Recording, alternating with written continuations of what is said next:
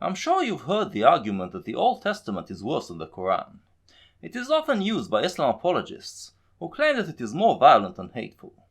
The title of this video might have led you to believe that I am going to do a comparison between the two books, but that is not the direction I'm going to take here, because that's not really the question, is it? The point of those who make this argument is to say that the root of the current Muslim violence is not their religion, not the Quran.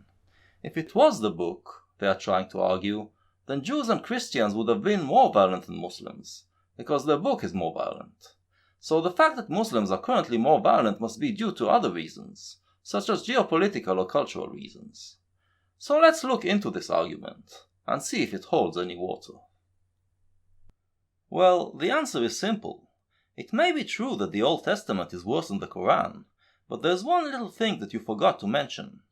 The Quran is the highest authority that Muslims adhere to, the law that they must obey, whereas almost no one considers the Old Testament as the law that must be obeyed.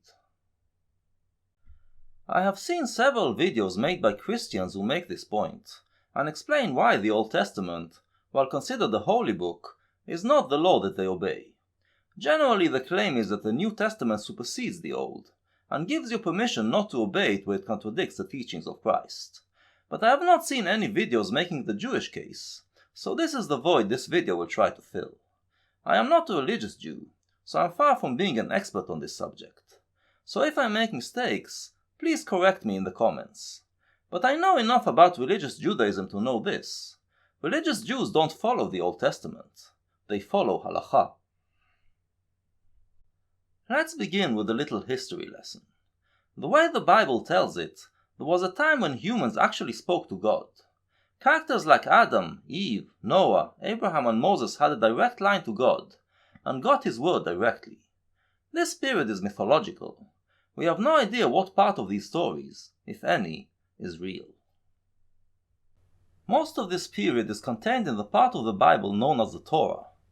This is a good opportunity to address a common misconception that I see nowadays, as many people say that the Jewish holy book is called the Torah, whereas the Christian book is called the Bible. No, the Jews also call the holy book the Bible, and it's basically the same as the Christian Bible, minus the New Testament. The Jewish Bible, the Old Testament, has 3 parts, each containing many books written by different people at different times. The first 5 books are the first part, which is called the Torah, and it ends with the death of Moses. This is also the part that contains the laws, which God gives directly to the aforementioned people.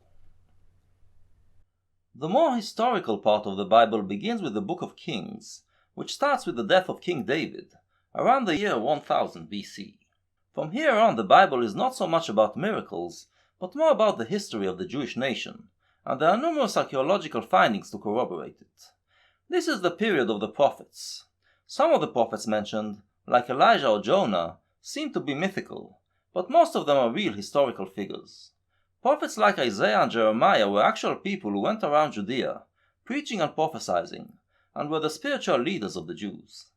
They did not claim to have conversations with God, but the belief was that God was speaking through them. In the Jewish tradition, it is believed that this period ended during the 4th century BC, and after that this line of connection to God was severed, and there were no more prophets. After that, the spiritual leadership was in the hands of the clerics in the temple in Jerusalem, the Kohanim, who were following the decrees of the Torah.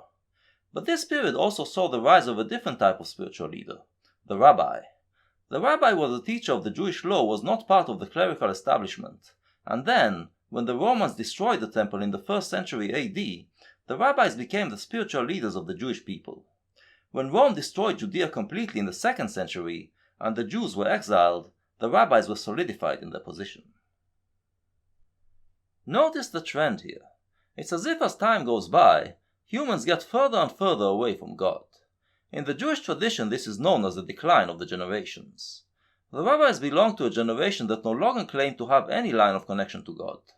All they could do is use their own minds to interpret the written word. Of course, they could never agree on the correct interpretation, and argued over every little thing. Ever noticed how much Jews like to argue? This is a tradition that started at that time. The first important book that documented these interpretations and arguments was the Mishnah, which was redacted in the 3rd century. So the rabbis did not claim to have a direct line to God, and elevated debate over a decree that is given from a high authority. However, they also found a way to make the words count, by claiming that Moses was given not one Torah, but two Torahs. One is the written Torah, and the other is the oral Torah. The Mishnah says that Moses received Torah from Sinai and handed it down to Joshua, and Joshua to the elders, and the elders to the prophets, and the prophets handed it down to the members of the Great Assembly. In other words, there is an oral tradition that was handed down from Moses through the generations, until it was handed to the rabbis.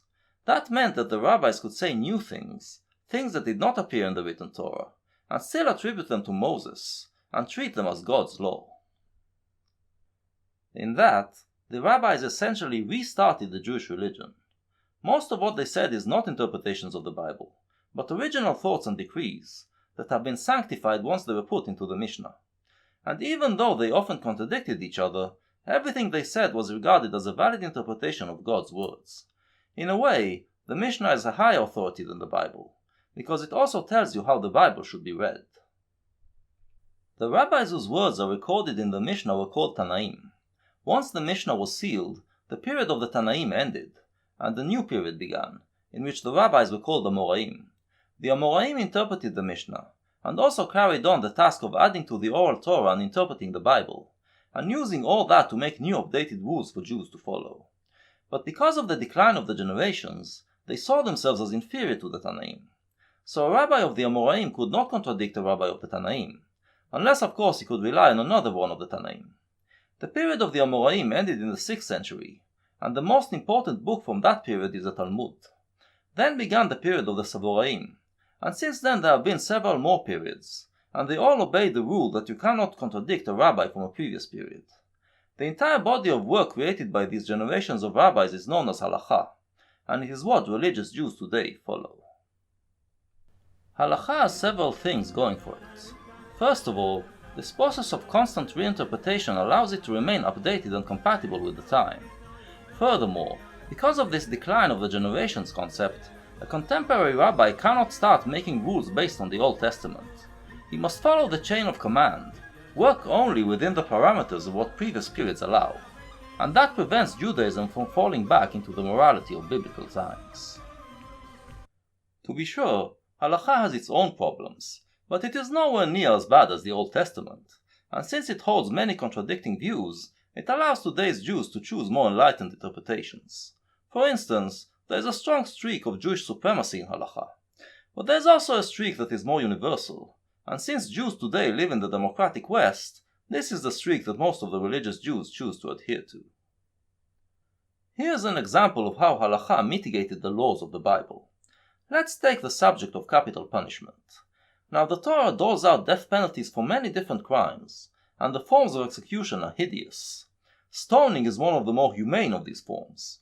But the Torah also says, in Deuteronomy, that if there is a tough case to judge, it must be brought to a place designated by the Lord, where the verdict shall be passed. That place was the temple in Jerusalem, which basically acted as a supreme court of Judea. Over the centuries, as morality became more refined, the Jews started to feel uncomfortable with the barbarity of the biblical death penalties, and decided that every crime that carries a death sentence must be brought before the court in Jerusalem, and also added stipulations for when someone can be sentenced to death.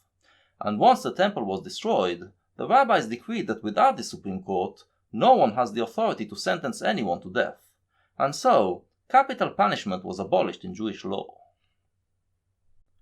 One of the fears that we have here in Israel is that one day the religious Jews will become strong enough to take over, and then they will rebuild the temple and reinstate capital punishment with all its cruelty. But they are nowhere near having that power, and the way it stands now, Jewish law forbids the death sentence. It is very rare that a Jew kills someone for religious reasons. A few years ago we had a case of a religious Jew who attacked the gay pride parade in Jerusalem, and stabbed someone to death. When asked why he did it, he said he was an emissary of God. In other words, he did not act in the name of the religion, but carried out what he believed God's will to be. His act earned wall-to-wall condemnation from the rabbis. And that's the difference between today's Judaism and Islam. Muslims disagree on whether gays should be executed, but both sides of the debate can rely on Islamic law to justify their position. In Jewish law, there is no interpretation that will allow you to execute gays. You have to be a crazy person who believes that he has a direct line to God to believe that you have the right to do it. Now, the Judaism that follows Halacha is what is known as rabbinical Judaism. I should mention that there is another type of religious Jews, called Karaim, or Karaites. The Karaites were a group in the 8th century who rebelled against rabbinical Judaism. They rejected the oral Torah and claimed that only the written Torah represents the word of God. The Karaite Jews and the rabbinical Jews both see each other as heretics, and they do not intermarry. The Karaites were quite significant for a while, but their reliance on the Old Testament alone prevented them from being able to update themselves to the changing times, and so they dwindled over the centuries. The Holocaust almost wiped them out, and now there are only around 50,000 of them left worldwide. As there are so few and they live in liberal societies, the interpretations that they give to the Bible tend to also be liberal.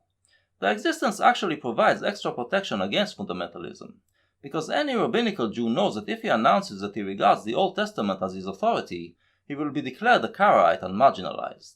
And so, it doesn't happen. In the years of diaspora, the rabbis decreed that the Jewish nation must not go back to Israel and reclaim its sovereignty, but wait until the Messiah comes and brings salvation. When the Age of Enlightenment came along, European Jews began to lose their faith, and so this decree no longer held sway over them. The result was Zionism, a national movement that wanted the Jews to be a nation like any other nation, living in sovereignty in its homeland. Zionism was basically a rebellion against Halacha, and a return to the Bible. But since it was essentially an atheist movement, the Bible was not seen as an authority. Secular Jews regard the Bible as a book containing our mythology and part of our history, and constituting a significant part of our national identity. But its laws and decrees do not apply to us. And so, you see, the Old Testament is not the thing that Jews follow. Its laws are the basis of Halacha, but they are mitigated by 2,000 years of rabbinical interpretations and decrees, which tell religious Jews how to act and how to read the Bible. In that, Judaism is close to Catholicism, where the rules of the religion are constantly updated by the priests, who have the highest authority. I try to find if there is such a mitigating force in Islam, but as far as I can tell, there is none. The Quran is considered the final word of God, the highest authority. The Imams can interpret it, but they don't have the authority to decree in what way the Quran should be read.